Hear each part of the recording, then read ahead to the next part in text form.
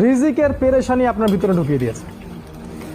প্রতিটা যুবককে জিজ্ঞাসা করেন, দেখবেন পেরেশান যে খাবো কি আর জীবনে করবোটা কি। দেখবেন মানে ভাবখানা এমন যে ও যদি 5 ওয়াক্ত নামাজ পড়ে, কোরআন তেলাওয়াত করে, রোজা রাখে, আল্লাহর হুকুম সব মেনে চলে, হ্যাঁ খুব মুত্তাকি মানুষ, পরেশগার মানুষ, কিন্তু বেচারা একটা ছোট মুদির দোকানে কাজ করে, বেচারা একটা ধরেন সবজি বিক্রি করে বা হালাল কোনো কাপড়ের ব্যবসা করে, ওর ভাবখানা এমন জীবনটাই নষ্ট হয়ে গেল।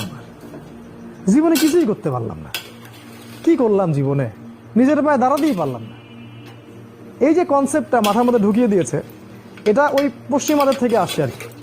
পশ্চিমা থেকে দেশে দেশে, এই দেশ থেকে গভর্নমেন্ট এবং সমাজের মাধ্যমে সব যুবকদের মাথায় মাথায় জীবনে প্রতিষ্ঠিত হতে হবে, দাঁড়াতে হবে। এর মাধ্যমে আপনি কি বোঝাচ্ছেন? ওই ছেলেটা তো আল্লাহর কাছে অনেক বেশি পছন্দের, যে আল্লাহ পাকের সব হুকুম আহকাম মেনে চলে এবং হালাল খায়। মাশাআল্লাহ, আল্লাহ পাক তাকে সত্যবাদী নবীদের মর্যাদা